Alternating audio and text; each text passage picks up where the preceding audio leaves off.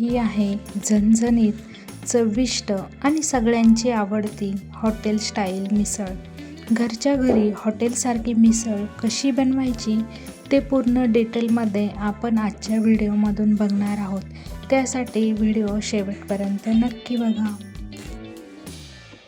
मिसळसाठी cut किंवा रस्सा बनवण्यासाठी आपण घेतलेले आहेत 2 मध्यम आकाराचे कांदे, सुके खोबरे, आलं लसूण, कोथिंबीर आणि 1 टोमॅटो. सगळ्यात पहिलं आलं आणि लसूण लालसर होईपर्यंत चांगला परतून घ्यायचा आहे.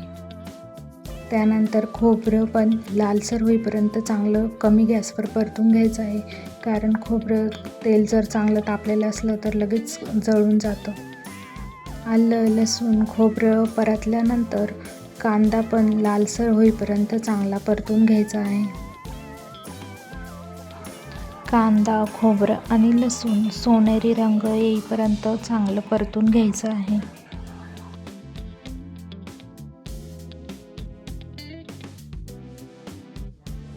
लास्टला टोमॅटो आणि कोथिंबीर पण व्यवस्थित परतून घेऊन सर्व मिश्रण मिक्सरला बारीक वाटून घ्यायचं आहे. रस्सा बनवण्यासाठी 4 चमचे तेल घ्यायचं आहे. मिसळसाठी तेल थोडंसं जास्तच घ्यायचं आहे, त्याच्याने तरी चांगली येते. त्यानंतर तेल चांगलं गरम झाल्यानंतर कढीपत्त्याची फोडणी देऊन मसाला त्यामध्ये टाकायचा आहे. आता हे वाटण टाकल्यानंतर सर्व तेल वरती आलेले आहे. ते सर्व तेल आणि मसाला एकत्र होईपर्यंत व्यवस्थित परतून घ्या.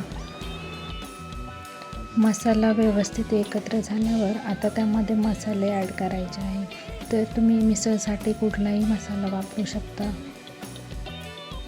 त्यानंतर आपल्याला त्यामध्ये मसाले ॲड करायचे आहे. मसाल्यांमध्ये मी घेतलेला आहे कोथिंबीर मिसळ मसाला, त्यानंतर थोडंसं लाल तिखट, कोथिंबीर, कांदा लसूण मसाला आणि थोडासा 1 चमचा मालवणी मसाला.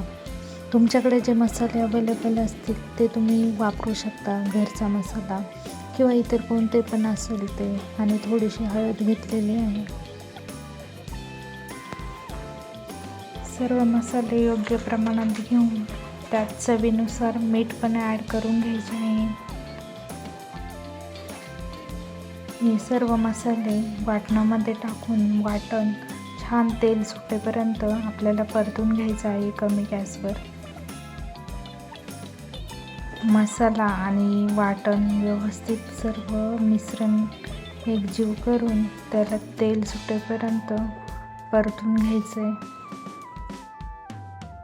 मसाला कमी गॅसवर झाकण ठेवून व्यवस्थित छान परतून द्यायचा आहे. मसाला व्यवस्थित परतला तरच छान तरी सुटते मसाल्याला, त्यामुळे छान कलर येतो. मसाला छान परतेपर्यंत मी इकडे कुकरला मोड आलेली मटकी, 1 बटाटा, त्यामध्ये थोडंसं मीठ, हळद आणि लाल तिखट टाकून शिजवून घेतलेले आहे. उसळचा रस्सा थोडासा दाटसर घट्ट होण्यासाठी मी बटाटा टाकलेला आहे. तुमच्या आवडीप्रमाणे तुम्ही बटाटा टाकू शकता किंवा स्किप करू शकता. बटाट्याच्या मोठ्या मोठ्या फोडी टाकलेल्या आहेत, त्या काढून व्यवस्थित बटाटा मॅश करून परत त्यामध्ये चांगलं मिक्स करून घ्यायचं आहे. बटाटा टाकल्याने रस्सा दाटसर होतो आणि बटाट्याची एक वेगळी चव मिसळला येते.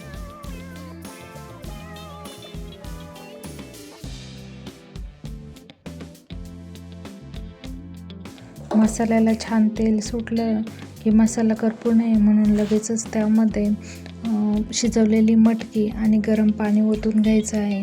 आणि चवीनुसार मीठ तर आपण आधीच ॲड केलेलं आहे.